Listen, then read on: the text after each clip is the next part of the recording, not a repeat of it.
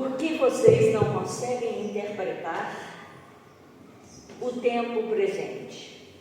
Esta é a pergunta do Evangelho nesta manhã. Vocês não sabem que o tempo presente é um tempo de conversão, de mudança de mentalidade, de renovação de entendimentos, conceitos, atitudes, de estabelecimento de sistemas fundamentados no amor, na compaixão e, sobretudo, na justiça? Vocês não sabem que o tempo presente é o tempo de reconhecer a pluralidade humana e acolhê-la sem preconceitos? Não sabem que a Terra não foi criada para ser desmatada, poluída e explorada por um sistema de consumo desmedido e que ela vai se livrar das espécies que lhe são agressivas?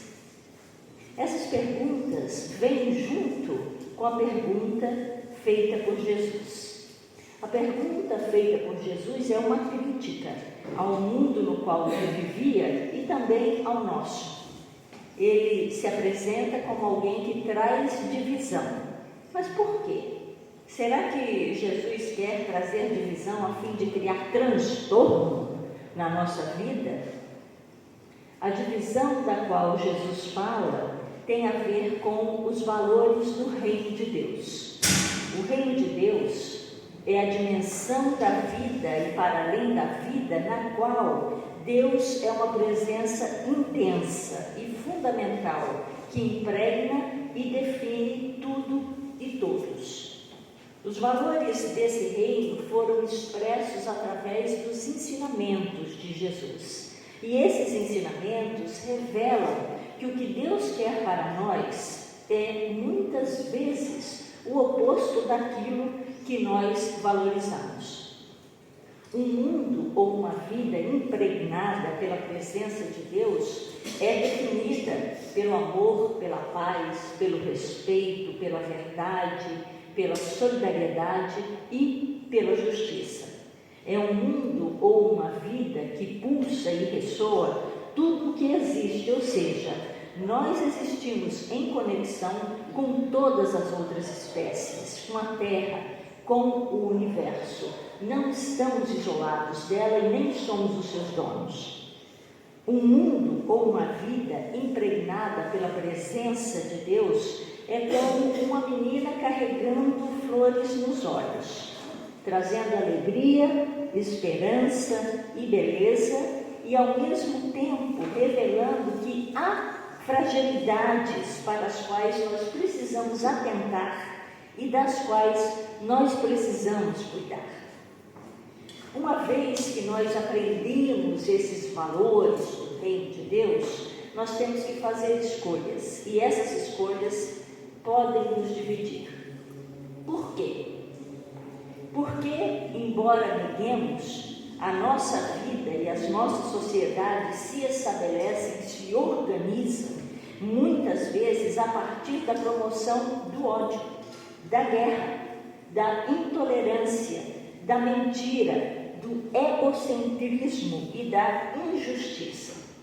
Os valores do reino de Deus são uma crítica radical a essas coisas, a essas estruturas, a essas práticas. É por isso que Jesus pergunta: vocês pensam que eu vim trazer paz à terra? Não.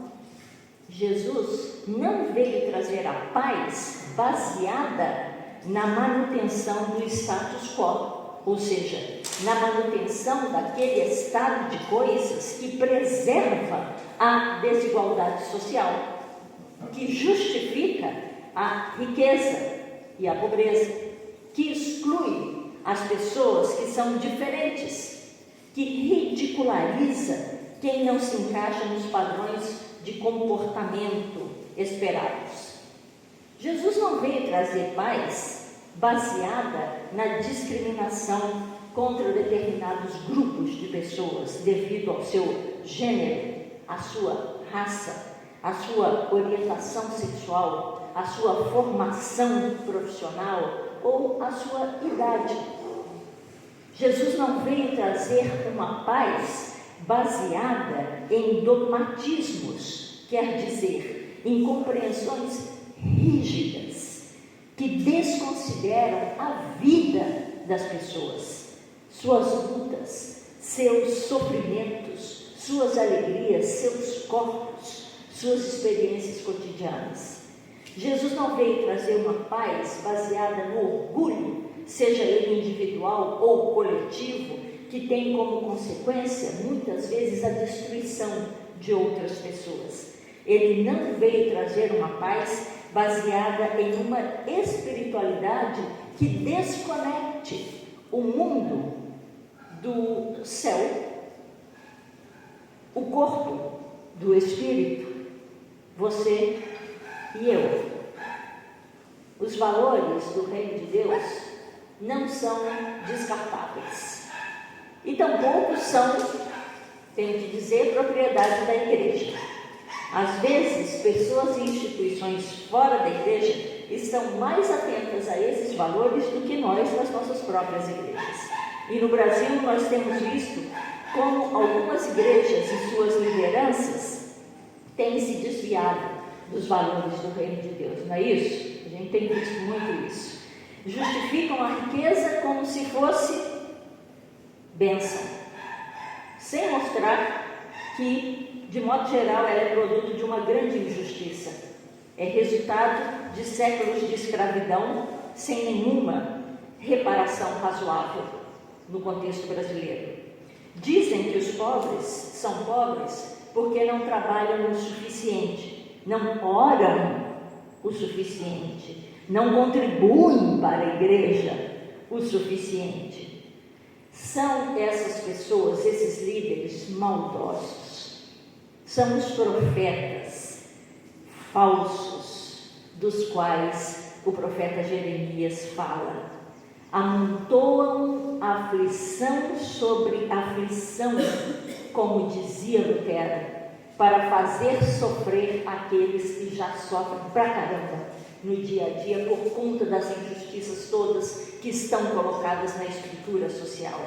Nós temos visto pastores e padres justificando a produção e a venda de armas, justificando o armamento da população com o discurso da autodefesa, da autoproteção, sem dizer que os maiores produtores da violência são a desigualdade social, o racismo, as políticas de combate ao tráfico de drogas dos governos estaduais, os traficantes de drogas e de armas que moram principalmente na Avenida Paulista, na Delfim Moreira ou trabalham na Faria Lima.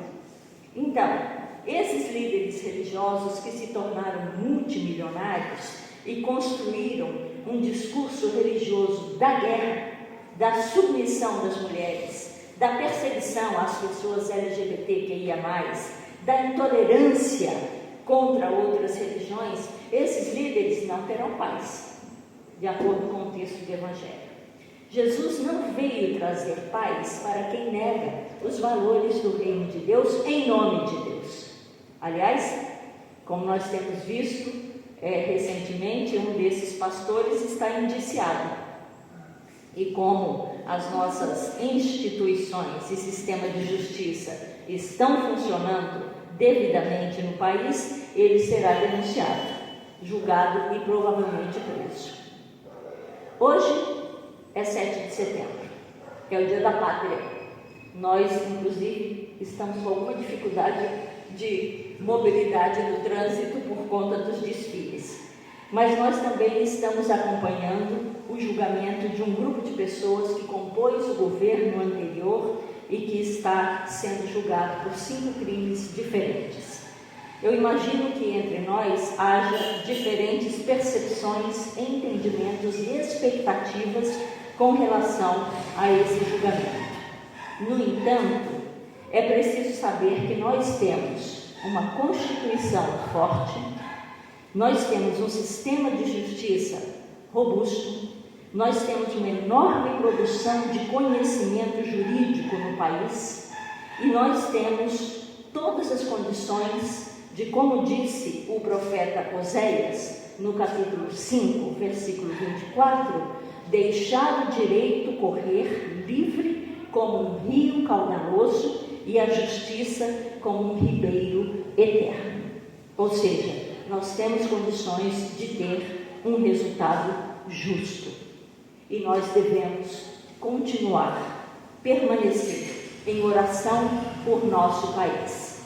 É uma maneira própria de interpretar o tempo presente, conforme Jesus requer de nós no texto do Evangelho desta manhã. E voltando então para o Evangelho, Jesus não para na questão da divisão e da paz que não vem a partir de determinados critérios. Ele fala também a respeito de fogo, vocês lembram? Fogo e batismo. Ao fazer isso, o que ele está fazendo? A que ele está se referindo? Ele está se referindo à sua paixão, à sua morte. Existe algo mais desconcertante do que um Deus que morre? Será que tem, Henrique, algo mais desconcertante do que um Deus que morre? Pois é, o Evangelho de hoje, então, é sobre coisas desconcertantes. É sobre inverter a chave da vida, da sociedade, do mundo, para adotar uma lógica inversa, para valorizar, por exemplo, a humildade ao invés do orgulho, a desapropriação ao invés da posse, a justiça ao invés do poder, a compaixão ao invés do dogmatismo, o amor à comunidade ao invés do amor egocêntrico, a paz ao invés da guerra, a união ao invés da divisão. Os valores do reino de Deus são tão desconcertantes que me lembram de um episódio daquele livro Alice no País das Maravilhas. Lembra quando Alice fica tão pequena que se afoga em um lago formado por suas próprias lágrimas? Quem já leu o livro Alice no País das Maravilhas, lembra disso? Ela fica pequenininha, chora e a sua lágrima vira um lago e ela está lá se afogando nas próprias lágrimas. Ela e muitos pequenos animais que estão com ela. Então, todos nadam até chegarem a um lugar mais alto e todos ficam encharcados. Eles não têm toalhas e estão começando a ficar com frio, quando Dodô, um dos animais, tem uma ideia. Vamos correr uma maratona. Ninguém sabe o que é uma maratona, mas todos ficam muito animados e aceitam. Dodô desenha uma linha no chão e enquanto ainda explica a ideia, todos começam a correr. Antes mesmo de contar 1, 2, 3 e dar a partida. Muito bem, eles correm, e quando todos estão secos, Dodô dá uma ordem e eles param. Então, todos se aproximam de Dodô e perguntam: quem ganhou? E Dodô pensa bastante, uma pergunta difícil.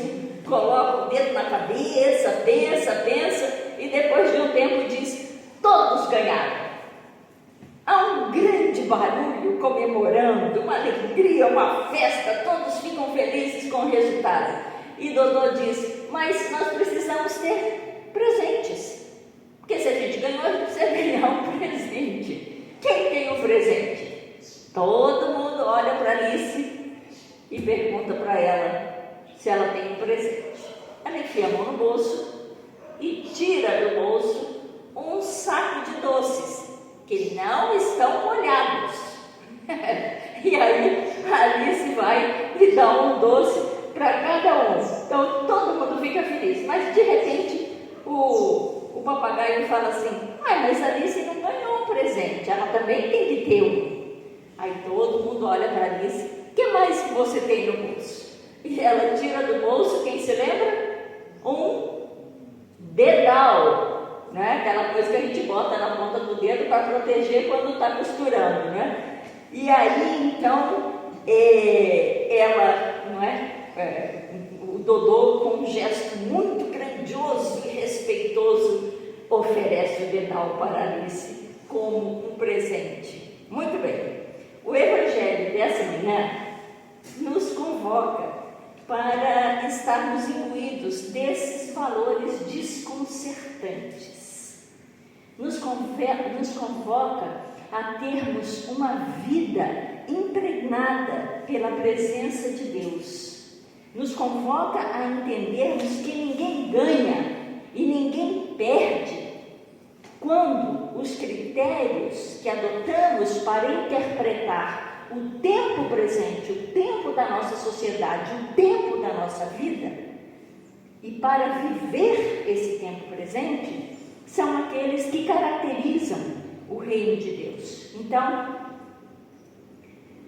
que o Evangelho nos ajude a sermos assim, como uma menina que carrega flores nos olhos, trazendo alegria, trazendo esperança, beleza, sem nos esquecer que há fragilidades das quais nós precisamos cuidar.